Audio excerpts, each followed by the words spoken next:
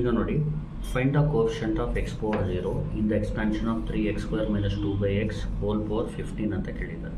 Easy ಇದೆ, ನೀಟಾಗಿ ನೋಡ್ಕೊಳ್ಳಿ. ನೋಡಿ, ಇದನ್ನ ಮಾಡೋಕ್ಕೆ ನಿಮಗೆ ಬೈನಾಮಿಯಲ್ ಥಿಯರಮ್ ಗೊತ್ತಿರಬೇಕು. ಬೈನಾಮಿಯಲ್ ಥಿಯರಮ್ದು ಫಾರ್ಮುಲಾ ಬಂದು x + y whole power n is equal to summation of r 0 to n NCR x power r y power n minus r. ಇದು ಫಾರ್ಮುಲಾ. ಇದೇನು ಬರೆಯೋದು ಬೇಕಾಗಿಲ್ಲ. ನೀವೇನು ಮಾಡಿ, direct binomial theorem we have ಅಂತ ಬರ್ಕೊಳ್ಳಿ. ಏನಂತ ಬರ್ಕೋತೀರಾ?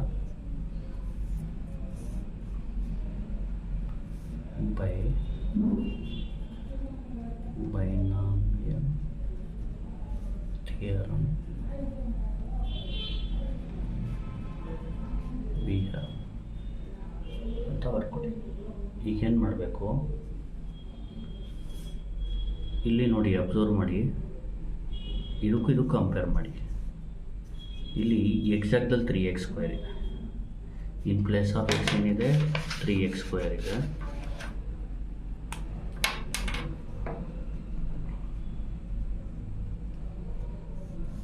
y ಜಾಗದಲ್ಲಿ -2/x ಇದೆ.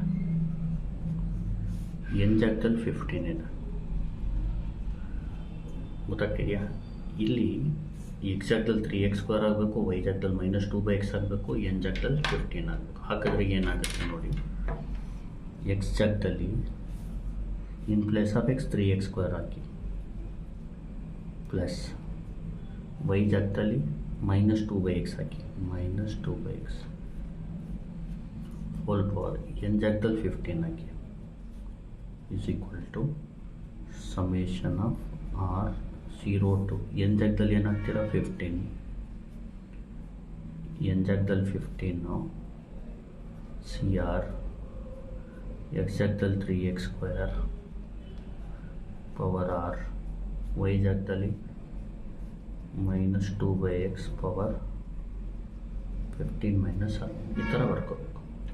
ಈಗ ಇದೇನಾಗುತ್ತೆ, 3x² - 2/x ಹೋಲ್ ಪವರ್ 15 ಆಗುತ್ತೆ.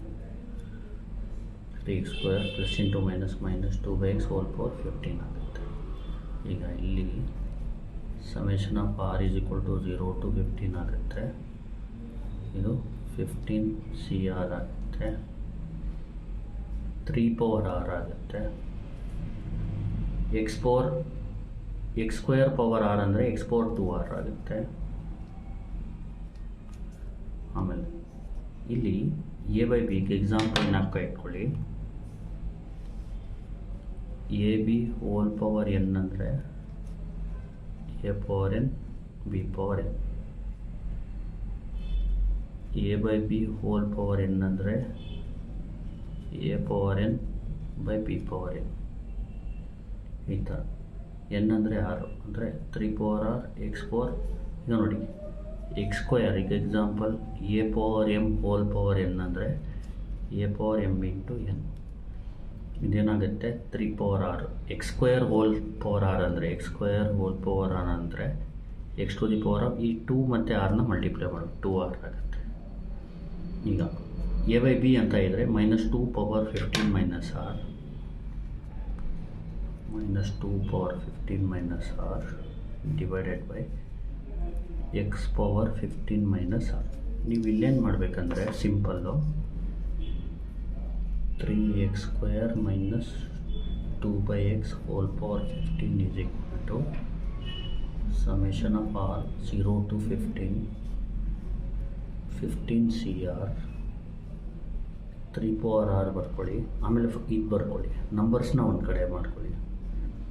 -2 ಪವರ್ 15 ಮೈನಸ್ r ಉಳಿದಿದೆಯಾ ಒಂದು x power 2r divided by ಇದನ್ನ ಈ ಕಡೆ ಶಿಫ್ಟ್ ಮಾಡ್ಕೋಬೋದು, ಏನು problem.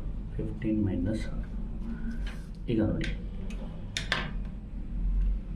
a power m divided by same. ಈಗ ನೋಡಿ, a power n base same ಇದ್ದು ಡಿವಿಷನ್ ಇದ್ದರೆ ಪವರ್ ಮಧ್ಯೆ ಮೈನಸ್ ಬರಿಬೋದು, m ಮೈನಸ್ n.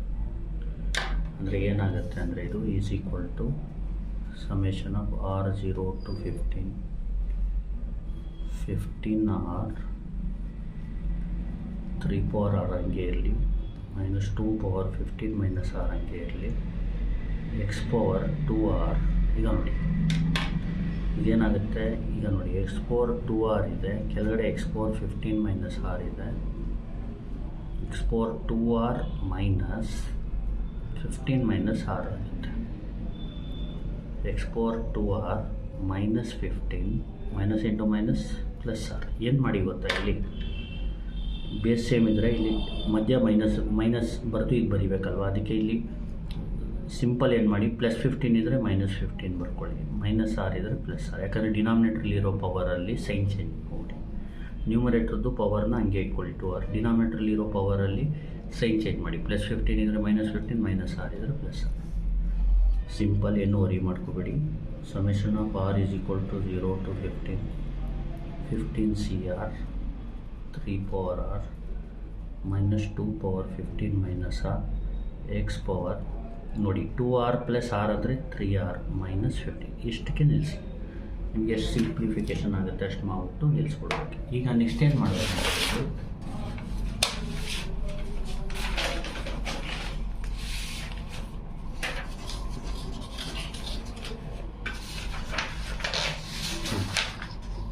ಇಲ್ಲಿ ನೆಕ್ಸ್ಟ್ ಏನು ಮಾಡಬೇಕಂದ್ರೆ ನೀವು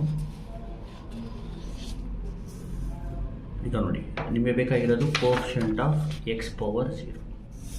ಇಲ್ಲಿ ನೋಡಿ ಎಕ್ಸಾಂಪಲು, ಇಲ್ಲಿ ನೀವು ಆರ್ ಜಾಗದಲ್ಲಿ 0ಇಂದ ಹಿಡಿದು 15 ಗಂಟೆ ಹಾಕ್ಬೋದು. ಈಗ ಎಕ್ಸಾಂಪಲ್ 3R ಮೈನಸ್ 15 ಇದೆಯಲ್ವಾ,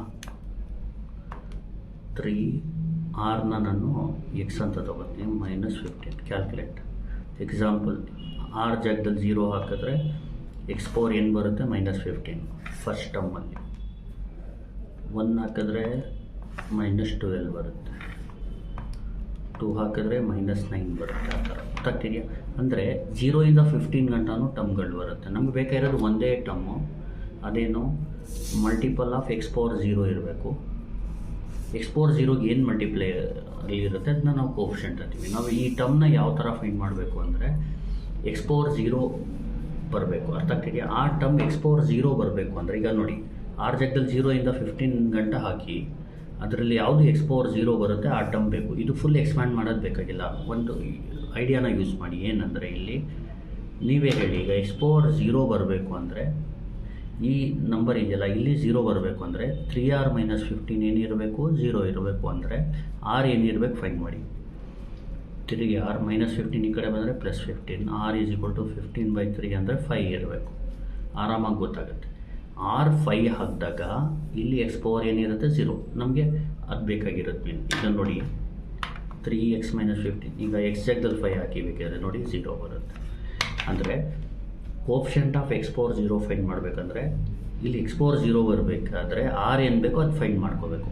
ಈಗ R ಏನು ಬೇಕು, 5. R ಈಸ್ ಈಕ್ವಲ್ ಟು 5ಗೆ ಈ ಟರ್ಮ್ ಏನಿರುತ್ತೆ ಆ ಟರ್ಮ್ನ ನಾವು coefficient of x power 0 in the expansion of 3x² minus 2x hole power 15 ಅಂತ ಹೇಳ್ಬೋದು. ಯಾಕೆ ಅಂದರೆ ಈಗ ನೀವು R 0 ಹಾಕ್ತೀರಾ, ಒಂದು ಟರ್ಮ್ ಬರುತ್ತೆ, R ಈಸ್ ಈಕ್ವಲ್ ಟು 1 ಆಗುತ್ತೆ, ಇನ್ನೊಂದು ಟರ್ಮ್ ಬರುತ್ತೆ. ಅವಾಗ x ಪವರ್ ಸಮಥಿಂಗ್ ಬರ್ತಾ ಇರುತ್ತೆ, ಅದ್ರದ್ದು ಕೋಎಫಿಷಿಯಂಟ್ ಆಗ್ತಾ ಇರುತ್ತೆ. ಈಗ 0 ಹಾಕಿದ್ರೆ x ಪವರ್ ಏನು ಬಂತು, x ಪವರ್ ಮೈನಸ್ 15 ಕೋಎಫಿಷಿಯಂಟ್ ಇಲ್ಲಿ R 0 ಹಾಕಿದಾಗ ಸಿಗುತ್ತೆ.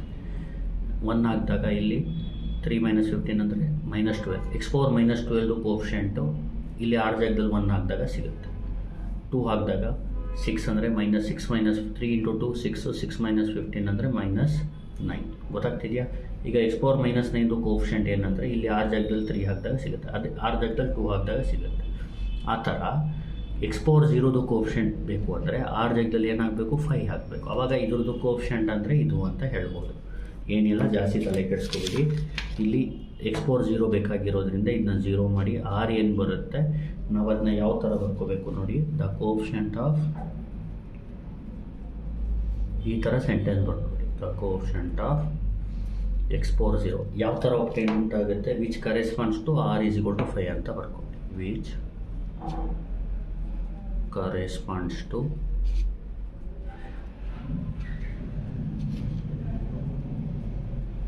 R is equal to 5 is ಅಂತ ಬರೆದು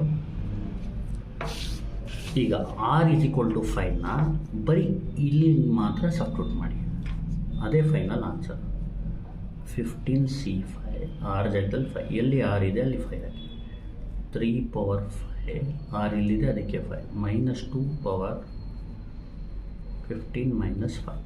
ಅರ್ಥ ಆಗ್ತಿದೆಯಾ? ಈಗ ಇದನ್ನ ಮಾಡಬೇಕಷ್ಟೆ. ಈಗ ನೋಡಿ 15C5 ಮಾಡೋಣ first. 15 shift to divide 5. 15C5 3003 into 3 power 5 243 into -2 power 15 -5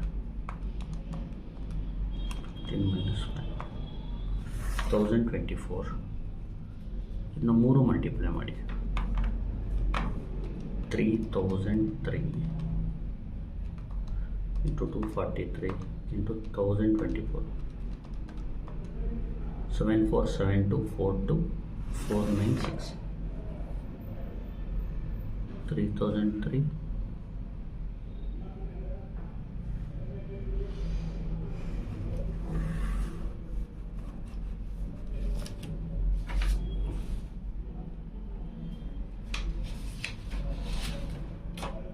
ಇನ್ನೊಂದು ಸತಿ ಮಾಡೋಣ ಇದನ್ನ ನೋಡಿ.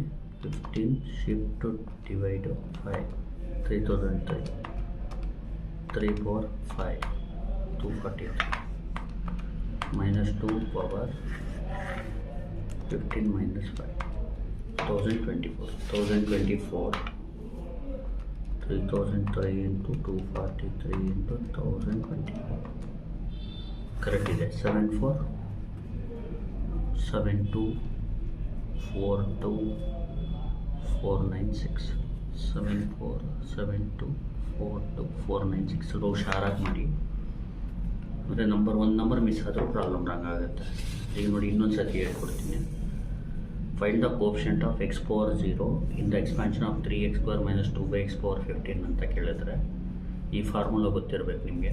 x + y whole power n = summation of r0 to n NCR x power r y power n - r by binomial theorem we have ಅಂತ ಬರೋದು. ಇಲ್ಲಿ ನೋಡಿ x ಜಾಗದಲ್ಲಿ 3x² ಹಾಕಿ, y ಜಾಗದಲ್ಲಿ -2/x ಹಾಕಿ, n ಜಾಗದಲ್ಲಿ 15 ಹಾಕಿ. 3x² + -2/x whole power 15 = summation of r0 to 15 CR 3x² power r -2/x power 15 - r ಅಂತ ಬರುತ್ತೆ.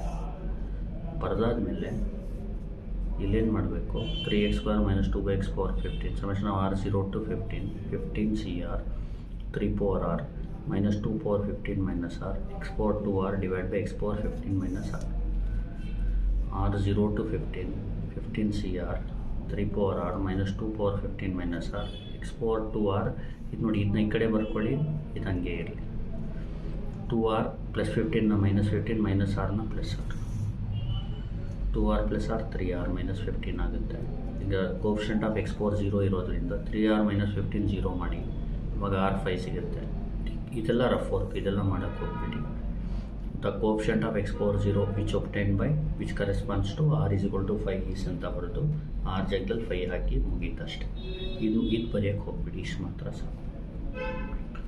Thank you. Please like, share and subscribe.